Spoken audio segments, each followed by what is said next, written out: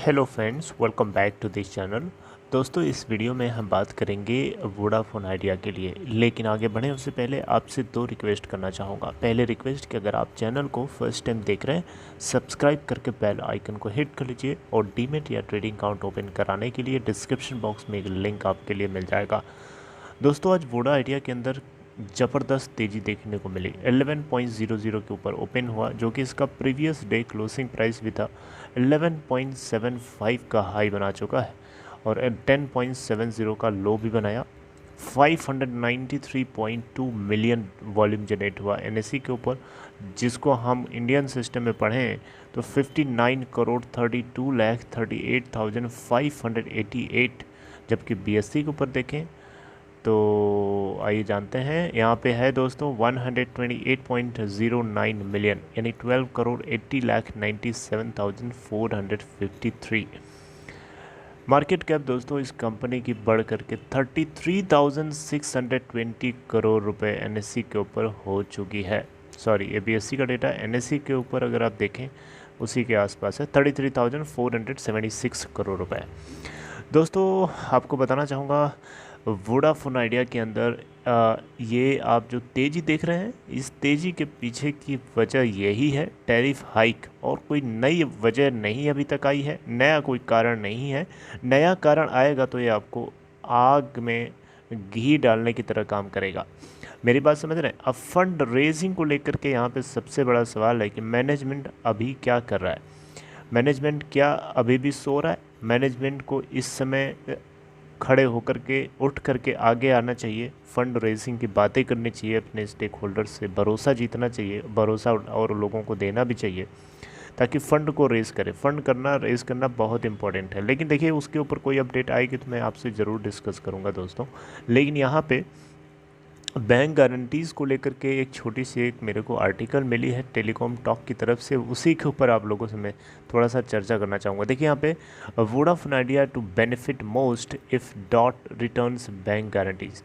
दोस्तों, यहाँ पे आपको बताना चाहूँगा, भारत सरकार यानी डिपार्टमेंट ऑफ टेलीकम्युनिकेशन, ऐसा बताया जा रहा है कि ये हाईली लाइकली है, ऐसा मोस्ट लाइकली है कि बैंक गारंटीज़ को इन टेलीकॉल्स को रिटर्न कर देगी। यानी भारत सरकार department of telecommunication bank guarantees को रिटर्न करना तो चाहती है इन टेलीकॉल्स को, लेकिन सुप्रीम कोर्ट को इनको जवाब देना है। जी हाँ, ये पूरा जो मामला है अभी भी सब जुडिस है, यानी सुप्रीम कोर्ट इसके ऊपर फैसला सुनाएगा तभी बैंक गारंटीज़ को रिटर्न किया जा सकता है, अदरवाइज़ पॉसिबल नहीं है। लेकिन यहाँ पे डॉट अपनी साइड से तो ऐसा बताया जा रहा है कि इट इज़ मोस्ट लाइकली कि ये रिटर्न कर दे। अब सुप्रीम कोर्ट इसको किस तरीके से देखता है, अब इसी के लिए डॉट जो है अभी एक एफिडेविट लगा करके फाइल करेगा सुप्रीम कोर्ट में इस पूरे कि ये बैंक गारंटीज़ को क्यों रिटर्न करना चाहता है। आप लॉजिकली समझाइए सुप्रीम कोर्ट को, ऐसा सुप्रीम कोर्ट ने खुद ही कहा था डॉट से, राइट। तो इसको लेकर के सुप्रीम कोर्ट जैसे केस सुनाएगा हमें पता चलेगा क्या होने वाला है। लेकिन यहाँ पे डॉट का फेवर यही है कि इन कंपनीज़ के हाथ में कैश, लिक्विड कैश देना चाहता है। और इन सब में अगर हम देखें तो 35,000 से लेकर 40,000 करोड़ रुपए का टोटल बैंक गारंटीज़ का लगभग अमाउंट है। इसमें सबसे ज़्यादा अगर कोई बेनिफिशियरी अगर होगा इस मूव के अंदर, तो हम देखेंगे वोडा आइडिया के अंदर ही फ़ायदा सबसे ज़्यादा होगा इस पूरे प्रोसेस में। आपको पता होगा, भारत सरकार ने अभी रिलीफ पैकेज जब रिलीज़ किया था तो उसमें ये भी बताया था कि बैंक गारंटीज़ की जो रिक्वायरमेंट है ऑलमोस्ट ना के बराबर कर दी गई है। 80% स्टैट्यूटरी ड्यूज़ को रिड्यूस करके ख़त्म कर दिया, 20% मात्र ज़रूरत होगी। और यहाँ पे डॉट जो है इस चीज़ को लेकर के बहुत ही ज़्यादा कॉन्फिडेंट था कि ये लिक्विड कैश प्रॉब्लम जो है कंपनीज़ के अंदर ख़त्म होनी चाहिए ताकि टेलीकॉम सेक्टर ग्रो करे। सबसे ज़्यादा बेनिफिट तो वोडा आइडिया को ही होगा, सबसे ज़्यादा कर्जा उसी के कंधों के ऊपर लदा हुआ है, राइट। तो बैंक गारंटीज़ OTSE यानी one time spectrum charge payment के रूप में यहाँ पे इन तीनों कंपनीज़ की लड़ाई चल रही थी।